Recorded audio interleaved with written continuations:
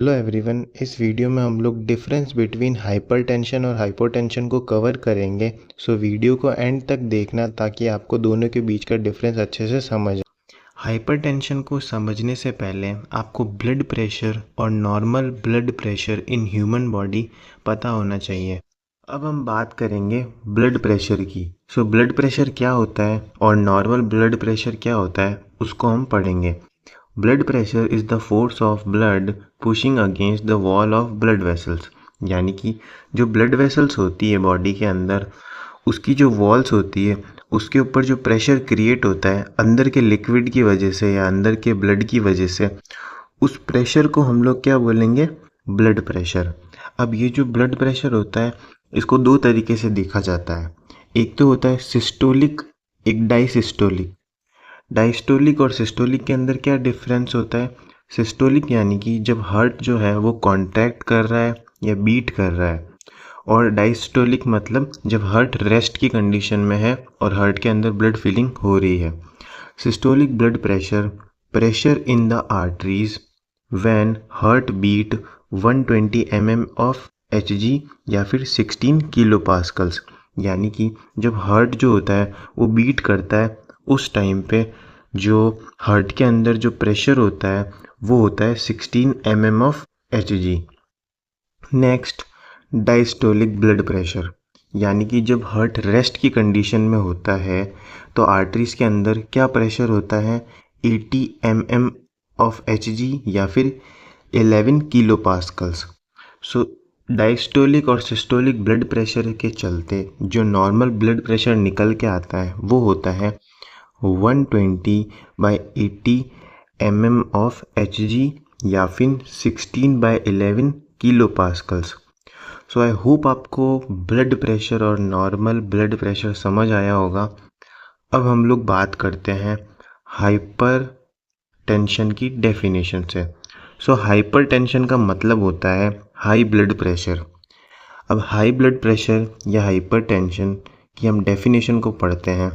Hypertension is a condition in which the force of blood against the arteries wall is too high, यानी कि जैसा कि हमने पढ़ा जब हाई ब्लड प्रेशर होगा तो उसका मतलब क्या है कि जो ब्लड वेसल्स है उनकी वॉल्स के ऊपर जो फोर्स लग रही है ब्लड के थ्रू, वो जो होगी वो बहुत हाई होगी। इस वजह से हमें बहुत हाई ब्लड प्रेशर देखने को मिलेगा। Usually systolic blood pressure greater than 140 mm Hg। जो सिस्टोलिक ब्लड प्रेशर होता है, यानी कि जब हार्ट जो होता है वो कॉन्ट्रैक्ट करता है उस टाइम पे जो आर्टरीज के अंदर प्रेशर होता है वो 140 mm ऑफ Hg देखने को मिलेगा।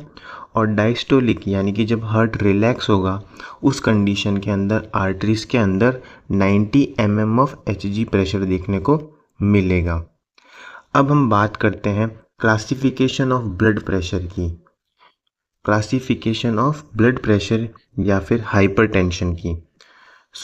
इसके अंदर हमारे पास कुछ स्टेजेस होती है, जैसे कि नॉर्मल ब्लड प्रेशर कितना होता है ह्यूमन बॉडी के अंदर? 120/80 mm Hg।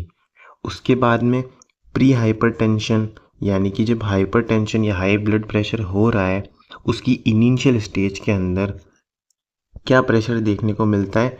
120 mm Hg देखने को मिलता है।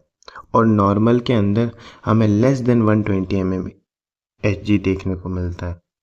अब बात करेंगे हाई ब्लड प्रेशर स्टेज 1 के बारे में। हाई ब्लड प्रेशर स्टेज 1 के अंदर आपको जो ब्लड प्रेशर देखने को मिलता है वो होता है 130 to 139 डायस्टोलिक होता है, और सिस्टोलिक होता है। और डायस्टोलिक ब्लड प्रेशर कितना देखने को मिलता है आर्टरीज के अंदर?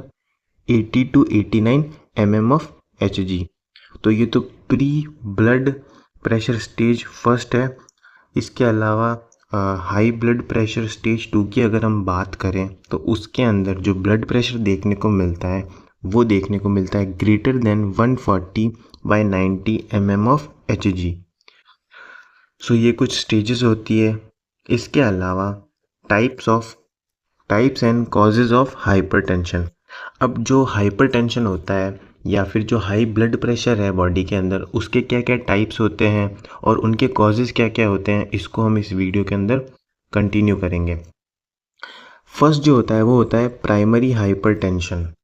प्राइमरी हाइपरटेंशन क्या होता है? Occur when you have abnormally high blood pressure that's not result of a medical condition. यानी कि जब आपकी बॉडी के अंदर जो हाई ब्लड प्रेशर होता है उसका कारण कोई भी मेडिकल कंडीशन नहीं होती, उस कंडीशन को बोलेंगे प्राइमरी हाइपरटेंशन। अगर कोई मेडिकल कंडीशन नहीं होगी तो इसके अंदर क्या क्या कॉजेज़ देखने को मिलेंगे, जैसे कि कोई भी जेनेटिक कंडीशन है, फैमिली की हिस्ट्री है, और अगर लाइफस्टाइल है, सेडेंटरी लाइफस्टाइल है, स्ट्रेस है, पेशेंट स्ट्रेस बहुत ज़्यादा ले रहा है पेशेंट, ओबेसिटी यानी कि पेशेंट ओवरवेट है, टबैको का यूज़ करता है, सॉल्ट इंटेक हाई है पेशेंट का, अगर पेशेंट अल्कोहल यूज़ करता है और अनहेल्दी हैबिट फॉलो करता है, तो उस कंडीशन की वजह से या इन कॉजेज़ की वजह से पेशेंट के अंदर प्राइमरी हाइपरटेंशन देखने को मिलेगा। नेक्स्ट हम बात करेंगे सेकेंडरी हाइपरटेंशन के बारे में। सेकेंडरी हाइपरटेंशन के अंदर क्या होता है? High blood pressure caused by another condition और डिजीज़, यानी कि कोई भी कंडीशन या डिजीज़ की वजह से जब हाई ब्लड प्रेशर बॉडी के अंदर देखने को मिलेगा तो उस कंडीशन को हम कंसीडर करेंगे सेकेंडरी हाइपरटेंशन के अंदर।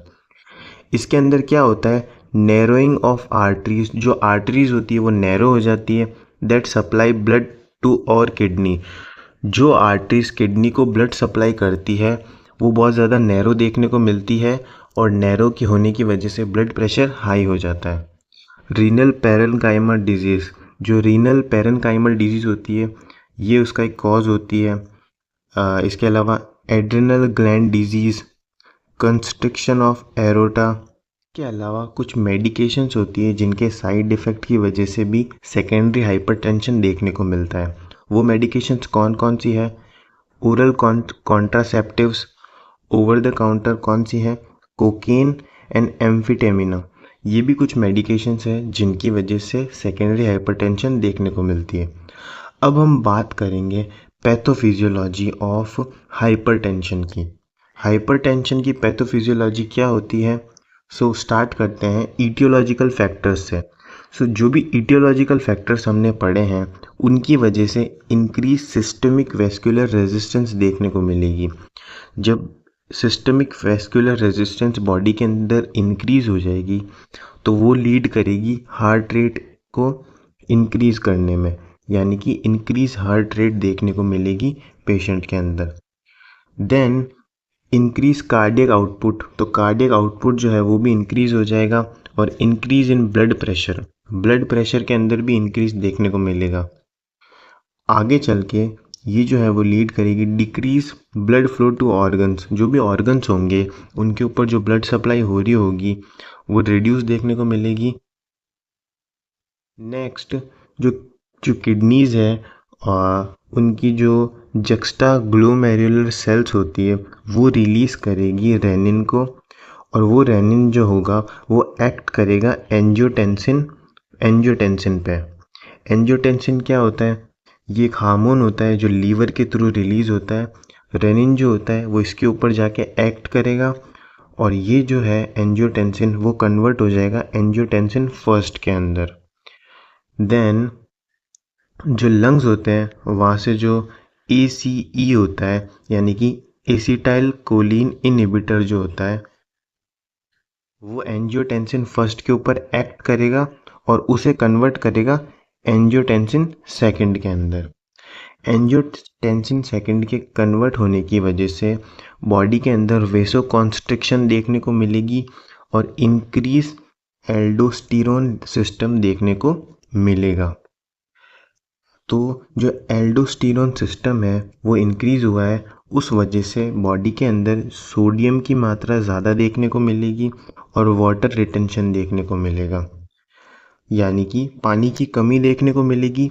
और जो सॉल्ट है उसकी जो क्या बोलते हैं, जो उसका जो अमाउंट है वो ब्लड के अंदर ज़्यादा देखने को मिलेगा, और ये लीड करेगा हाई ब्लड प्रेशर को। आई होप आपको पैथोफिजियोलॉजी समझ आई होगी। अब हम बात करेंगे नेक्स्ट क्लिनिकल मैनिफेस्टेशंस के बारे में, यानी कि क्या क्या साइन एंड सिम्टम्स हमें देखने को मिलते हैं हाई ब्लड प्रेशर के पेशेंट के अंदर।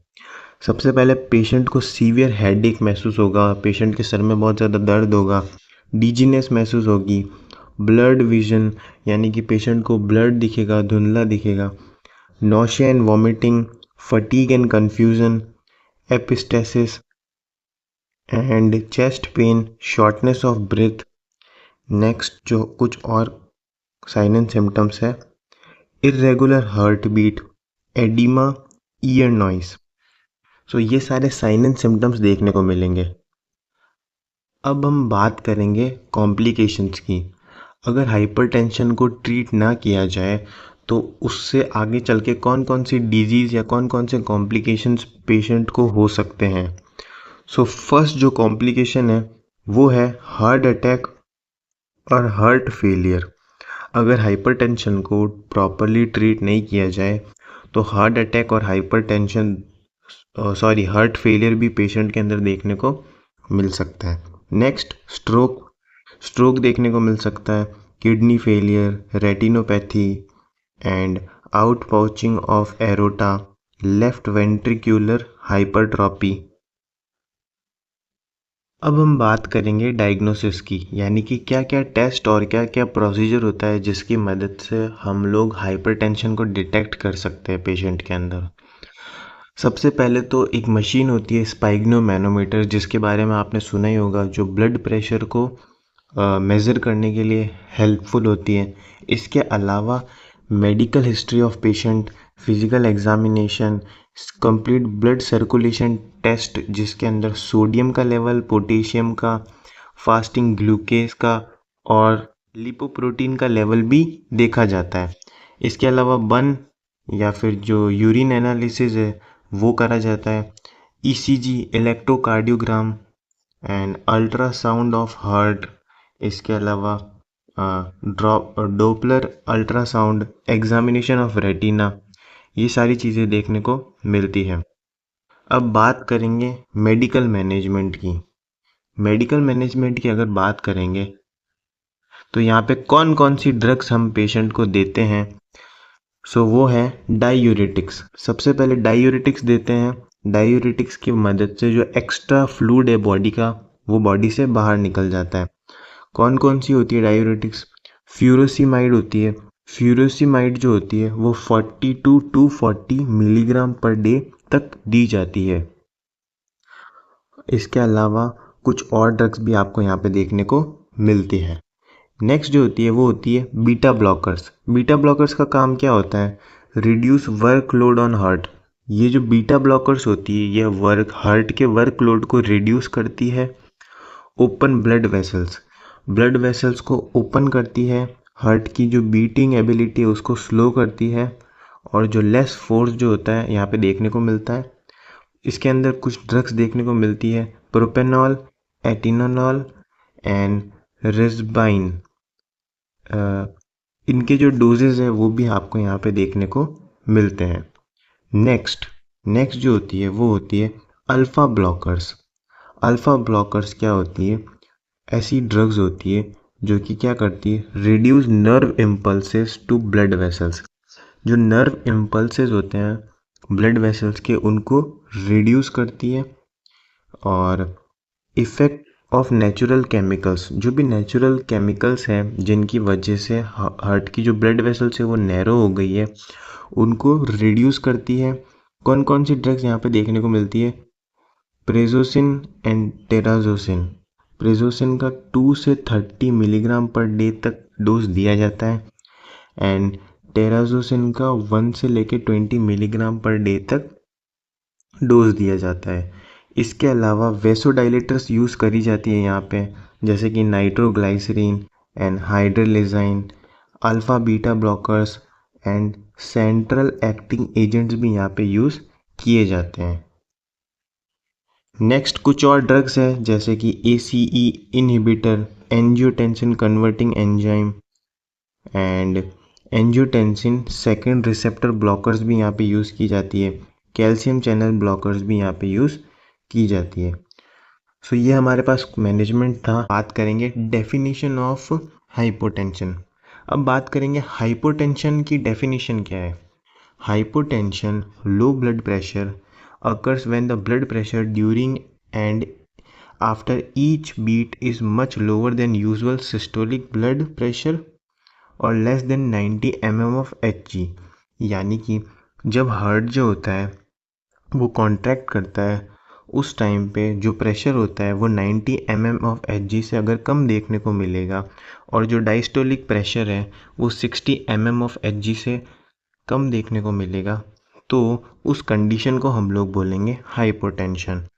ये लो ब्लड प्रेशर होने की वजह से जो बॉडी का जो ब्लड सर्कुलेशन है वो ब्रेन तक और वाइटल ऑर्गन्स तक प्रॉपरली नहीं हो पाता है। नाउ नेक्स्ट बात करेंगे types of low blood pressure. अब लो ब्लड प्रेशर के क्या क्या टाइप्स होते हैं। फर्स्ट जो टाइप है वो है ऑर्थोस्टैटिक और पोस्चरल हाइपोटेंशन। फर्स्ट टाइप हमारे पास ये है, इसका मीनिंग होता है sudden drop in blood pressure. इसके अंदर ब्लड प्रेशर के अंदर सडन ड्रॉप देखने को मिलता है when you stand up from a sitting position. जब आप किसी सिटिंग पोजीशन से अचानक से खड़े होते हो उस टाइम पे जो ब्लड प्रेशर के अंदर सडन ड्रॉप देखने को मिलता है, एक गिरावट देखने को मिलती है, उसको हम बोलते हैं पोस्चरल हाइपोटेंशन या फिर ऑर्थोस्टैटिक हाइपोटेंशन। अब इसके कॉजेज़ क्या होते हैं, किन किन कारणों की वजह से ऑर्थोस्टैटिक या पोस्चरल हाइपोटेंशन देखने को मिलता है। जो फर्स्ट कॉज है डिहाइड्रेशन, नेक्स्ट है prolonged bed rest, pregnancy, diabetes, heart problems, Burns, excessive heat and certain neurological disorders. ये आप करेक्शन कर लेना यहाँ पे। सो ये सारे कुछ कॉजेज़ होते हैं जिनकी वजह से हमें ये कंडीशन देखने को मिलती है। कुछ मेडिकेशंस के साइड इफ़ेक्ट या फिर उनके रिएक्शन की वजह से भी आपको लो ब्लड प्रेशर देखने को मिलता है, जैसे कि एंटी हाइपरटेंसिव ड्रग्स या फिर एंटी डिप्रेसेंट ड्रग्स। नेक्स्ट बात करेंगे पोस्ट प्रेंडियल हाइपोटेंशन। अब पोस्ट प्रेंडियल हाइपोटेंशन क्या होता है, यानी कि drop in blood pressure 1 to 2 hours after eating. जब खाना खाने के बाद पेशेंट के ब्लड प्रेशर, खाना खाने के 1 से 2 घंटे के बाद पेशेंट के ब्लड प्रेशर के अंदर अगर बहुत ज़्यादा गिरावट देखने को मिलती है तो उस कंडीशन को हम पोस्ट प्रेंडियल हाइपोटेंशन कहते हैं। Affect mostly older adults. ये जनरली जो ओल्डर पर्सन होते हैं जिनकी एज हाई होती है उनके अंदर देखने को मिलता है। कॉजेज़ जो इसका एक और है वो है ऑटोनॉमिक नर्वस सिस्टम डिसऑर्डर। अगर ऑटोनॉमिक नर्वस सिस्टम रिलेटेड कोई भी डिसऑर्डर है तो उसके अंदर भी ये कंडीशन देखने को मिल सकती है। थर्ड जो टाइप हमारे पास आता है वो है न्यूरली मीडिएटेड हाइपोटेंशन। इसके अंदर क्या होता है ना कि drop in blood pressure after standing for long periods.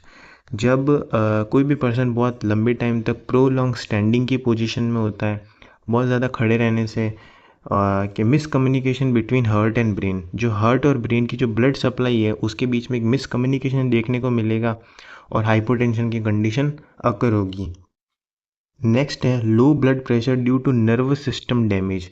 Nervous system में कोई भी डैमेज आने की वजह से अगर ब्लड प्रेशर लो देखने को मिलता है तो उस कंडीशन को हम इसमें इंक्लूड करेंगे।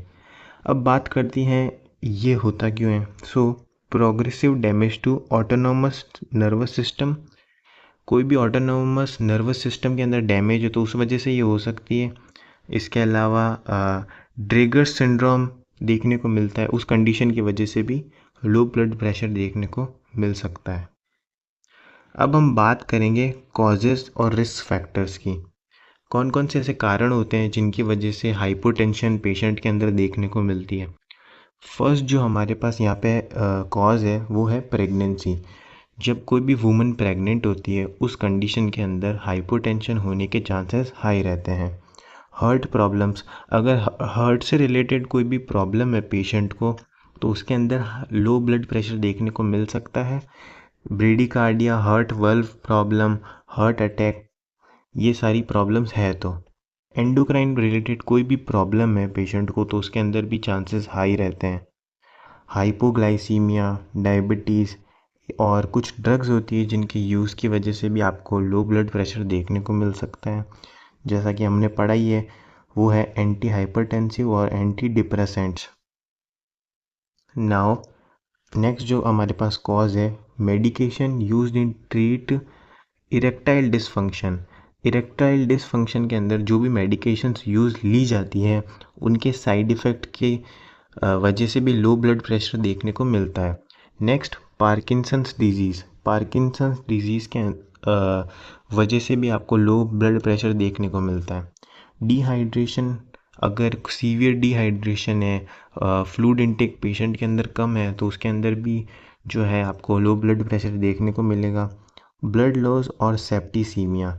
ब्लड लॉस और सेप्टिसीमिया की कंडीशन अगर प्रेजेंट है तो वहाँ पे भी लो ब्लड प्रेशर देखने को मिलेगा। इसके अलावा severe anaphylactic reaction. Severe anaphylactic reaction जो होती है वो एनाफाइलेटिक शॉक के अंदर होती है। एनाफाइलेटिक शॉक के अंदर भी आपको जो है ब्लड प्रेशर देखने को मिलता है लो। नेक्स्ट अब हम बात करते हैं pathophysiology of low blood pressure. Low blood pressure की जो पैथोफिजियोलॉजी है उसको समझते हैं। सबसे पहले तो blood pressure is regulated by autonomic nervous system. जो ऑटोनॉमिक नर्वस सिस्टम होता है, ब्लड प्रेशर जो होता है बॉडी का, वो उसके द्वारा रेगुलेट किया जाता है। अब इसके अंदर कुछ रिसेप्टर्स होते हैं, कुछ नर्व्स होती है और कुछ हार्मोन्स होते हैं। ड्यू टू ईटियोलॉजिकल फैक्टर्स, जो भी ईटियोलॉजिकल फैक्टर्स या कॉजेज़ हमने पढ़े हैं उनके चलते डिस्टर्बेंस इन कंपनसेटिंग मैकेनिज़्म, जो कंपनसेटिंग मैकेनिज़्म होता है उस बॉडी का, उसके अंदर डिस्टर्बेंस होता है। उस वजह से जो ऑटोनॉमिक नर्वस सिस्टम है उसके अंदर आपको डिस्टर्बेंस देखने को मिलेगा, डैमेज देखने को मिलेगा, जिस वजह से जो हार्ट होता है वो नो लॉन्गर पंप, वो लंबे समय तक प्रॉपरली इफ़ेक्टिवली पंप नहीं कर पाता है। हार्ट के इफ़ेक्टिवली पंप ना करने की वजह से वॉल्यूम जो होता है ब्लड का वो अचानक से गिर जाता है बॉडी के अंदर या फिर डिक्रीज़ हो जाता है। उसकी वजह से डिक्रीज परफ्यूशन ऑफ ऑर्गन्स, यानी कि ऑर्गन्स को जितनी भी ब्लड सप्लाई मिल रही है वो कम मिलने लग जाती है और कोई भी शॉक की कंडीशन अकर हो सकती है। और नेक्स्ट आगे चल के यही लीड करती है हाइपोटेंशन को। अब हम बात करेंगे क्या क्या साइन एंड सिम्टम्स देखने को मिलते हैं हमें हाइपोटेंशन के अंदर। अगर किसी पेशेंट को हाइपोटेंशन हुआ है या लो ब्लड प्रेशर हुआ है तो वो क्या क्या सिम्टम्स शो करेगा। डिजीनेस फील होगी, fainting, lack of concentration, concentrate नहीं कर पाएगा पेशेंट जो है। ब्लड विज़न, उसे ब्लड विज़न होगा, देखने को मिलेगा। Cold and clammy pale skin, rapid shallow breathing, fatigue देखने को मिलेगा। हार्ट अटैक और चेस्ट पेन, शॉक, कन्फ्यूज़न, ये सब देखने को मिलेंगे। इसके अलावा कूल एंड जो पेल स्किन एंड कामी स्किन देखने को मिलेगी, ये अभी हमने देखा ही है। Rapid and week pulse, rapid और वीक पल्स देखने को मिलेगी और ये वापस से रीप्रिंट हो गया है तो आप समझ लेना। नाउ नेक्स्ट अब हम बात करेंगे डायग्नोस्टिक इवैल्यूएशंस की। डायग्नोस्टिक इवैल्यूएशंस यानी कि कौन कौन से ऐसे टेस्ट होते हैं या कौन कौन से ऐसे तरीके होते हैं जिनकी वजह से हम पेशेंट के अंदर हाइपोटेंशन की कंडीशन को डिटेक्ट कर सकते हैं। सबसे पहले तो जो मशीन होती है स्पाइग्नोमैनोमीटर, उसकी हेल्प से तो हम कर ही सकते हैं। इसके अलावा और भी कुछ तरीके होते हैं, जैसे कि मेडिकल हिस्ट्री लेना पेशेंट की, past medical history, physical examination करना, measuring BP by sphygmomanometer, blood test करना, इलेक्ट्रोकार्डियोग्राम, ईसीजी निकालना, रेडियोलॉजिकल टेस्टिंग करना and blood and urine culture करना। सो ये सारे कुछ डायग्नोसिस है। नेक्स्ट बात करते हैं मैनेजमेंट की। जब पेशेंट के अंदर हाइपोटेंशन होगा तो उसे ट्रीट करने के लिए हम पेशेंट को क्या क्या चीज़ें प्रोवाइड करवाएंगे। आईवी फ्लूइड्स, बॉडी के अंदर अगर डिहाइड्रेशन की कंडीशन है तो उस कंडीशन में हम फ्लूइड इनटेक बढ़ा देंगे पेशेंट का। फ्लूइड इनटेक बढ़ाने की वजह से जो डिहाइड्रेशन की कंडीशन है उसके अंदर रिलीफ देखने को मिलेगा और ब्लड का वॉल्यूम जो है बॉडी के अंदर वो बैलेंस रहेगा। अगर ब्लड लॉस हुआ है तो हमें फ्लूइड इनटेक या फिर आईवी फ्लूइड एडमिनिस्टर करना है। इसके अलावा ओरल फ्लूइड एडमिनिस्टर करना है such as ORS and many more. Use more salts, salt का यूज़ ज़्यादा करना है। एंड ब्लड ट्रांसफ्यूज़न करना है अगर ब्लड लॉस हुआ है तो। एंटीबायोटिक्स जैसे कि सेप्टिसीमिया को ट्रीट करने के लिए एंटीबायोटिक्स देनी है। एंड मेडिकेशंस, और भी कुछ मेडिकेशंस है, फ्लूडोकॉर्टिज़ोन, ये हमें देनी है ताकि जो ब्लड वॉल्यूम है वो बूस्ट देखने को मिले। और इसके अंदर की जो ड्रग हमें देखने को मिलती है वो मिलती है मीडोड्रीन। सो ये कुछ मैनेजमेंट था। सो आई होप आपको हाइपोटेंशन समझ में आया होगा। Please like share and subscribe. Thank you.